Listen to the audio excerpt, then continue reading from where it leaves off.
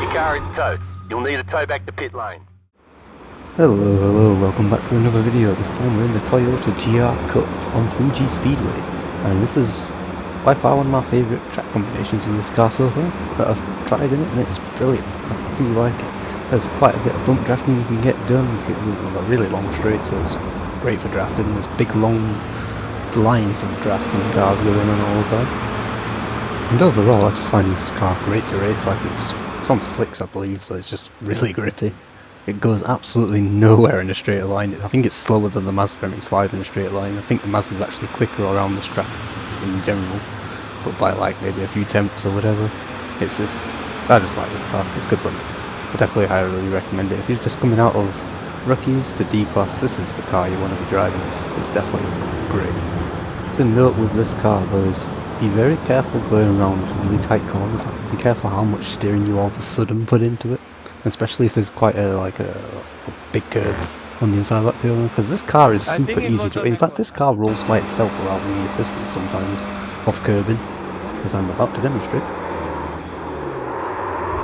And just like that, it flows over. As you can see, some quite strange physics, but it's pretty easy to roll. That was the demonstration there. That was actually my second quality lap for this race, which, as you can see, went well. Now we managed to put it in 8th place with our first quality lap anyway, so we don't have to worry too much about the whole rolling over business on the second one. We're just going to try and push forward from here, see what we get. Here we are at the start.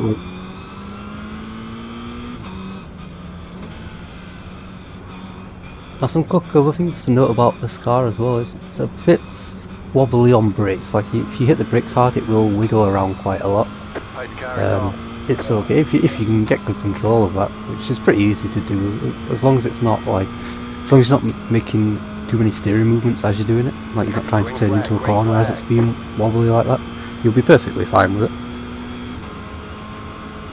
Like I said, it does like to go on two wheels too if you try taking a really tight corner, like you try turning way too quickly, or there's like quite a steep curb on the inside. You see that guy on the replay go on two wheels but not in front of us. A bit strange, but it's fine. As you go 3 wide here. Now this car is, like I said, it's good fun. It's very grippy, very good feeling, because it just doesn't go very fast. You don't need to brake much for corners like this one.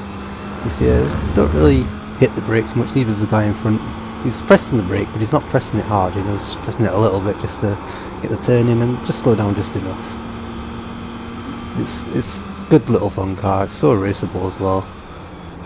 Like I say, it's the brakes. It gets a bit wobbly on brakes from time to time. There's that guy has a bit of a wobble over the curve, but it's so manageable. I'm so glad they added this to the game. I'm coming from Mazda MX-5s as a rookie, and then going into this, and I think it's like a good little step up. If you plan on going into like touring cars or GTs, like it's definitely a really good step up. I would avoid going into the Kias and Cadillacs if you are a rookie just coming up to D-Class, because the Cadillac's pretty tricky to drive. The Kia's also kind of tricky to drive. It's front wheel drive and it's actually very fast in a straight line, funny enough, for a Kia. So it's also a bit tricky to drive.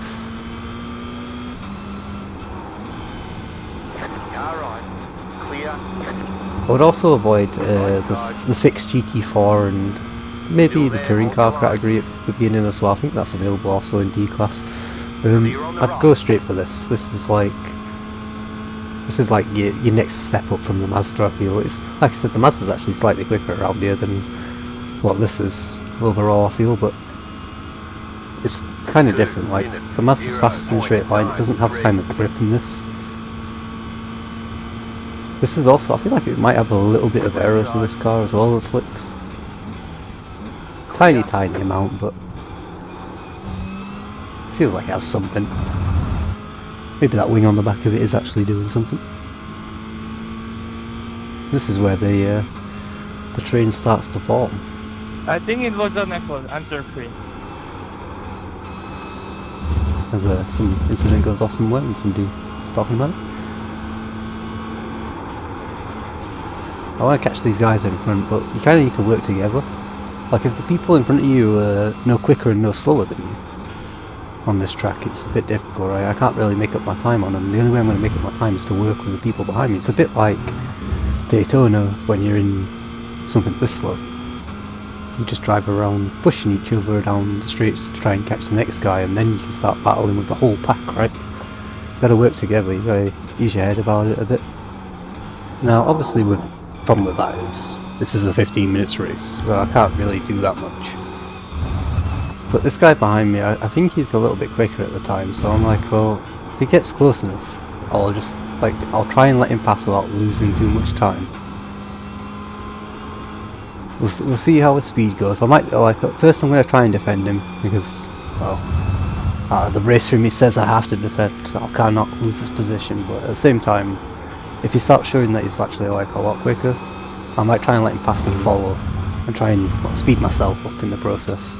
As well as, like, if I can stick to the back of him until we get to the straight, I can actually bump draft him down the straight, and try and run away from the pack behind us, and then try and catch that pack ahead, because as you can see here, I'm just staying to the left because I have no draft off the guys in front anyway. I might as well just tow us all down straight into the braking zone without having to change the line. It doesn't make a difference. It's not really close enough to make an attack on me at the minute. It's like 0.1, 0.2 usually. As you can see there, he just doesn't, yeah, he's not got it, so again, no point me defending, might as well just take my line and carry on. Keeps us all speeding up, like I said. I really want to catch the guys ahead. I hope he's working with us, you know, I hope he doesn't want to attack us and just push us, but he doesn't look that way. He looked like he was getting ready for an overtake, the opportunity was there, so.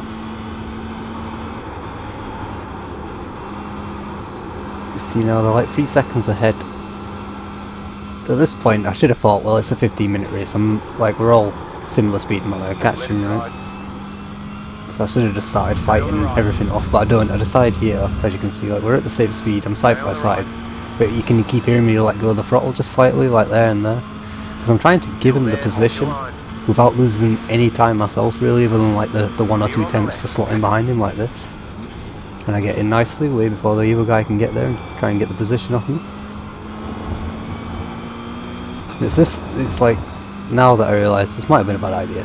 It's like, maybe I should have actually fought that off, because he's taking lines I don't normally take. It's kind of putting me off, see there. I'm going to have to find a little bit from the guy behind, don't want him to send it on me.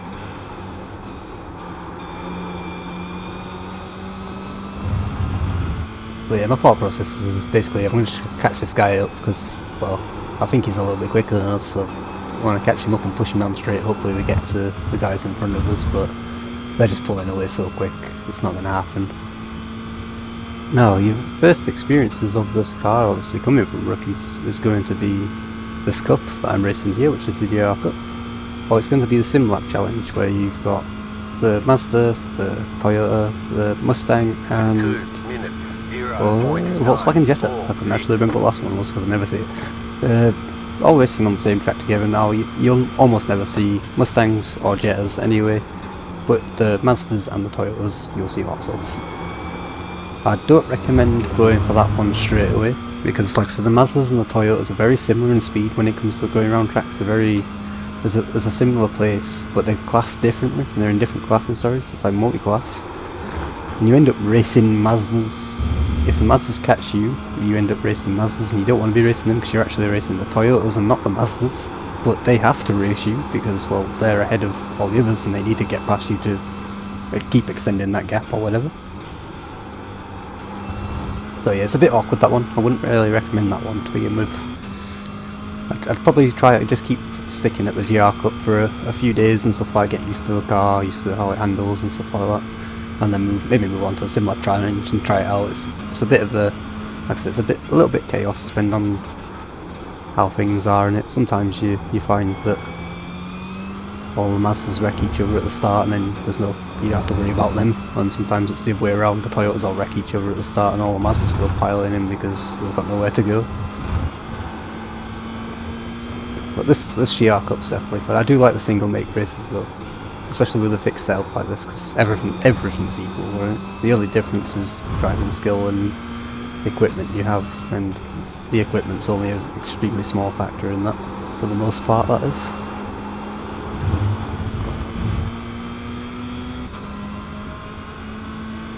We're definitely going to be able to bump him this time round, down here. up to lap 5. That means there's probably about 5 minutes left of the race.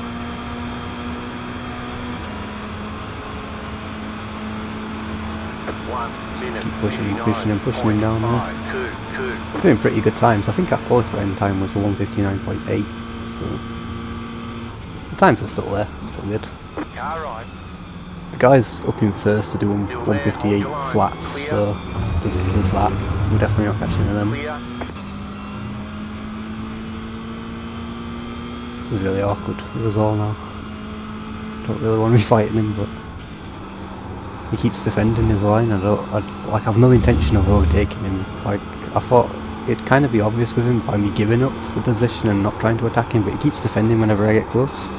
So he's obviously a bit smarter than I am at racing in here, because I had the wrong idea clearly here.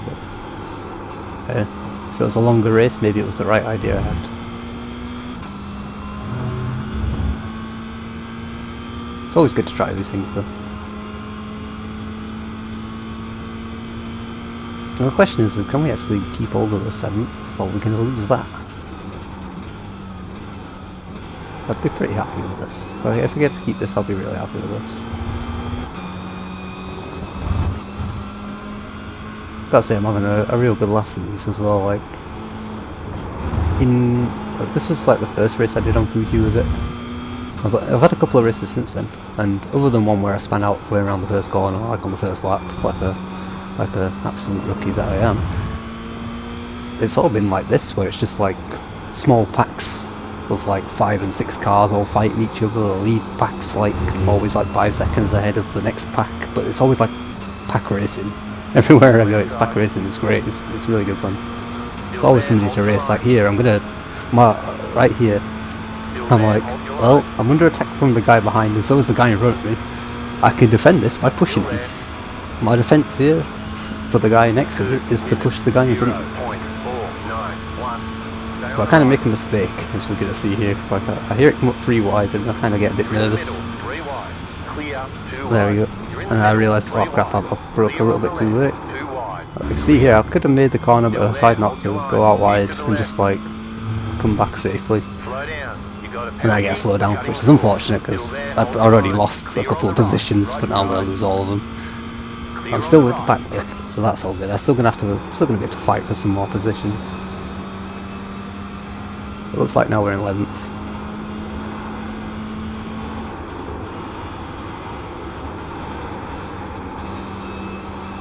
So I mean, like this is the kind of racing I generally get for this car, as long as it's not on something like Laguna Seca. Laguna Seca, like I said, was a bit of a crash fest, I don't know, I kind of find that track a little bit difficult in this game, to be fair. I have more difficulty with Laguna Seca on here than I do ACC for some reason. I thought ACC I'd have more difficulty with it for some reason, but I don't know. When it comes to this, I have more trouble on iRacing with Laguna. Well, time's starting to run out, so we're going to start having to make moves as soon as possible now. Get those positions back. The thing is, even if I finish here in 11th place, I won't actually mind because I've had a good race. It's been fun. I've enjoyed. That's the main thing. A lot of people take their iRating too seriously, I think, on this game. Like, you don't want it to drop too far to the point where you're in like the bottom split for everything, because, well, I've done that myself already, and I found that their crash fests not necessarily because the people are trying to crash you or anything like that. It's more a case of they can't handle the cars too well, and they tend to just crash out by themselves, or either take you with them or cause some sort of accident, or just take themselves out or what.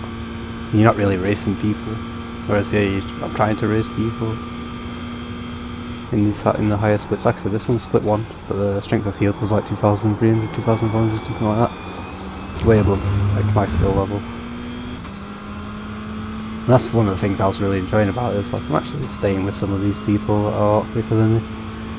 I'm actually like trying to give them a race, trying to hold them up, keep them behind me, all that sort of thing.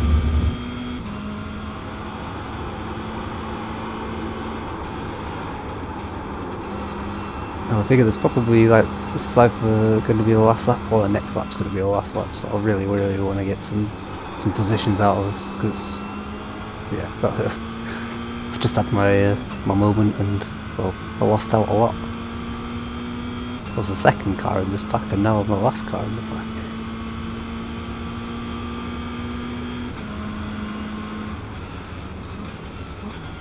So everybody starts going a bit defensive there on the line. Brake nice and early so I don't go into the back of anybody. I thought about trying to maybe send it around the outside, but it was already a bit too late for that. I needed to brake later if I was going to do that.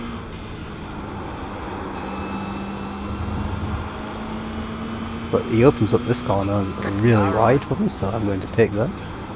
Still there, hold your line. Clear on the right. It's opening this guy up, but I feel like I've got the better line here. He has the inside line, but if I can hold it around the outside, I should have the exit. Only I don't have the grip to go around the outside, as I just found. And now I've got to fight this guy off. Problem is, he's got the draft, and I don't. Keep to the left. We're squeezing as far as possible to try and get some draft. White flag. Once we get the white flag now, so he knows one more off. I'm not going to let him go back. I'm just going to follow the car myself. Keep to the left. 2. Now you do get side draft on this game too, 9-4. so he could come closer to me. But I think that would actually give me more draft because he's in front of me, so...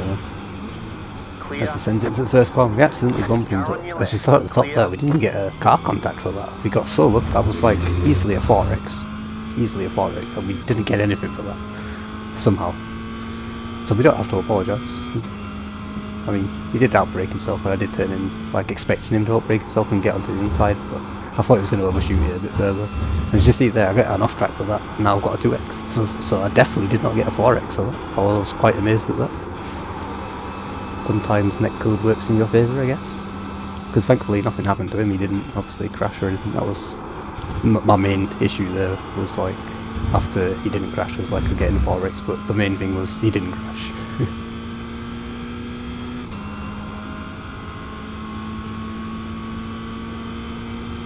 Now we've lost the whole pack here, but there's fighting going on ahead, so we can try and dump it in the corners. We almost lose it as well. Oh god, we're going to be under attack from everybody else now. I'm going to go really defensive here. I'm just going to keep it defensive all the way, and then try and figure out the straight somehow. Oh, that's a black flag. So yeah, I'm just staying really, really tight, not giving him anything. Too late, guys. Somebody stop. Ooh, there you go, from 2 wheels. I've got the exit, the guy behind him's got the exit on him. And I make the mistake here, I'm going to give him the draft, and then I realise, oh no, he's going quicker, I'm going to go give him the draft instead. So that guy doesn't catch me before the line. And well, neither of them do, so there we are, we got 11th place, we're very happy with it. We might have lost out quite a few positions there, I think what we qualified 8th, come 11th. We got down to 7th pretty much, like solid 7th it looked like at one point, but yeah. We're happy with that anyway, because it was a good fun race, like, we enjoyed it. We were trying to battle people we considered quite a bit higher above our skill level, we would say, because we're not usually that quick for them, you know. So we're pretty happy with our performance there with them. Unfortunately, obviously we did have mistakes, but happens in racing. We didn't kill anybody, that's the main thing. Anyway, I hope you enjoyed it. If you did, please like, subscribe and comment below. And until next time, have fun, peace out.